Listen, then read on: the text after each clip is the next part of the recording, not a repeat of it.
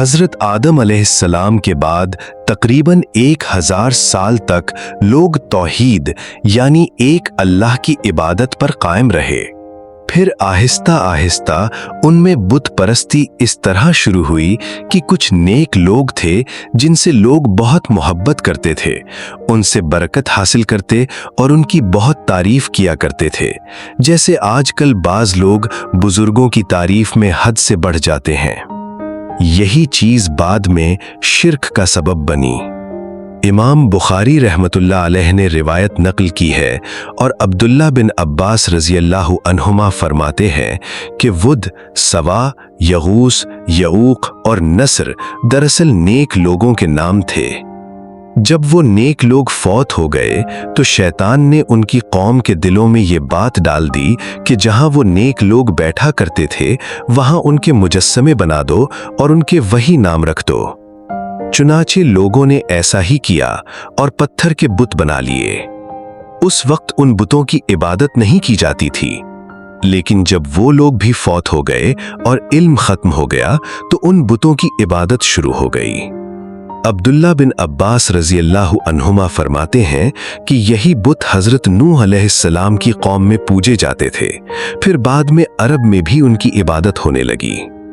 इस तरह आहिस्ता आहिस्ता सब लोगों ने एक अल्लाह की इबादत छोड़ दी और हज़रत नूह अलैहिस्सलाम तन्हा हक पर कायम रह गए।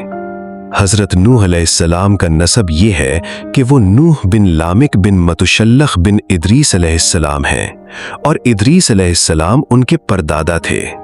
उस जमाने में लोगों की उम्रें बहुत लंबी होती थीं, इसीलिए कहा जाता है कि हज़रत इदरीस अलैहिस्सलाम कई 100 साल जिंदा रहे और हज़रत नूह अलैहिस्सलाम भी 1000 साल से ज्यादा उम्र पाने वालों में से थे। तवील जमाना गुजरने के साथ साथ लोगों में शिर्क बढ़ता गया और बुत परस्ती आम हो गई। तब अल्लाह ताला ने हज़रत नूह अलैहिस्सलाम को जमीन में अपना रसूल बनाकर भेजा। अब्दुल्ला बिन अब्बास रज़ियल्लाहु अन्हुमा से रिवायत है कि मोहम्मद सल्लल्लाहु अलैहि वसल्लम ने फरमाया, हज़रत आदम अलैहिस्सलाम और हज़रत नूह अलैहिस्सलाम के दरमियान 10 ज़माने यानी कुरून थे और हर ज़माना तकरीबन 100 साल का था। यानी हज़रत आदम अलैहिस्सलाम के बाद एक तवील अरसा तक लोग तौहीद पर कायम रहे। फिर आहिस्ता आहिस्ता शैतान ने उन्हें गुमराह कर दिया, यहां तक कि शिर्क आम हो गया और एक अल्लाह की इबादत तकरीबन खत्म हो गई। तब अल्लाह ताला ने हज़रत नूह अलैहिस्सलाम को मबूस फरमाया। उन्होंने अपनी कौम को अल्लाह की तरफ बुलाया और बहुत ज्यादा मेहनत की। कुरान मजीद में अल्लाह ताला फरमाते हैं, हमने नूह को उनकी कौम की तरफ भेजा कि अपनी कौम को डराओ इससे पहले कि उन पर दर्दनाक अजाब आ जाए। हज़रत नूह अलैहिस्सलाम ने फरमाया, ए मेरी कौम, मैं तुम्हें साफ साफ डराने वाला हूं कि तुम अल्लाह की इबादत करो, इससे डरो और मेरी इताअत करो तो अल्लाह तुम्हारे गुनाह मुआफ कर देगा। हज़रत नूह अलैहिस्सलाम दिन रात अपनी कौम को दावत देते रहे।